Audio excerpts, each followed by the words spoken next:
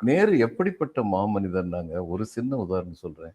கரக்பூர் இது ஐஐடிகள் கொண்டு வர வேண்டும் என்று கொள்கை ரீதியான முடிவு எடுக்கப்பட்டது. நாட்டுல 4 ஐஐடி வேணும். டெல்லியில 1, பாம்பேல 1, கல்கத்தால 1, சென்னையில 1 அப்படின்னு சொல்லி. அதுல சென்னையில வந்து அவருடைய புத்திசாலித்தனம். அதாவது சவுத்துல ஒரு ஐஐடி வேணும்னு தான் முதல்ல டிசைட் பண்ணாங்க. 4 சதர்ன் சீஃப் மினிஸ்டர்ஸுக்கும் லெட்டர் எழுதினார். கல்வி அமைச்சர் வந்து லெட்டர் எழுதினார். இது மாதிரி ஒரு ஐஐடி வைக்க நினைக்கிறோம். எங்களுக்கு இத்தனை ஏக்கர் நிலம் வேணும். இந்தந்த வசதிகள்லாம் வேணும்.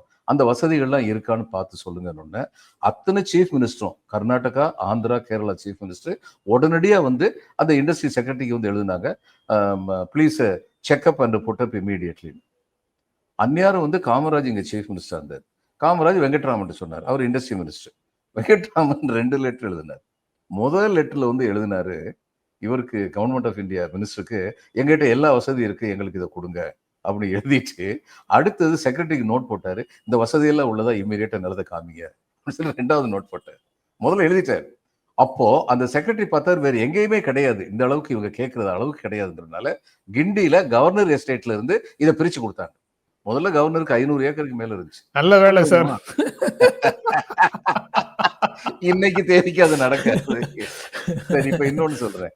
இது நம்ம தமிழ்நாட்டில் ஆண்ட அமைச்சர்களுடைய புத்திசாலித்தனம்.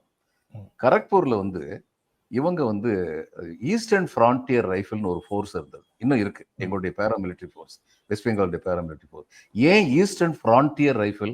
அது வந்து சிட்டகாங்ல இருந்தது. சிட்டகாங் தான் ஈஸ்டர்ன் ஃப்ரான்டியர். அப்போ சுதந்திரத்துக்கு அப்புறம் ஈஸ்ட் பாகிஸ்தான்ல இருக்க முடியாதே, இங்க வர வேண்டி இருந்துச்சு. இங்க வர வேண்டி இருந்ததுன்னா கரக்பூர்ல ஒரு பர்டிகுலர் பீஸ் ஆஃப் லேண்ட், இந்த நிலம் எங்களுக்கு வசதியா இருக்கு, கொடுங்க அப்படின்னு கேட்குறாங்க. கிருஷ்ணமேனன், வி.கே. கிருஷ்ணமேனன் வந்து டிஃபென்ஸ் மினிஸ்டர், நேருடைய மிக நெருங்கிய தோழர்.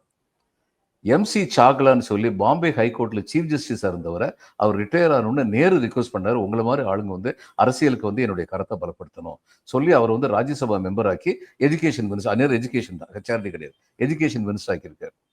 எஜுகேஷன் டிபார்ட்மெண்ட் அதே நிலத்தை கேட்குறாங்க, அதுதான் எங்களுக்கு வசதியான நிலம் ஐஐடி கரக்பூருக்கு அப்படின்னு. அப்போ பியூரோக்ரசி சந்தோஷம், பிரைம் மினிஸ்டர் மாட்டி விட்டுடலாம், இந்த பக்கம் அவர் தோஸ்து, இன்னொரு பக்கம் அவர் கூட்டு வந்த ஆளு, அதனால the file is sent to Prime Minister for adjudication. இதற்கு தீர்வு காண்பதற்காக பிரதம மந்திரிக்கு கோப்பு அனுப்பப்படுகிறது அப்படின்னு சொல்லி அனுப்பி விட்டாங்க. எல்லாருக்கும் யார் புக்கு இவர் டிசைட் பண்றாருன்னு பார்ப்போம்னு.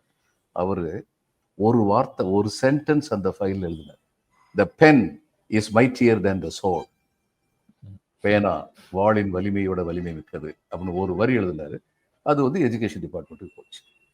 இப்படிப்பட்ட ஒரு மாபெரும் மனிதன் இந்தியாவில் இருந்த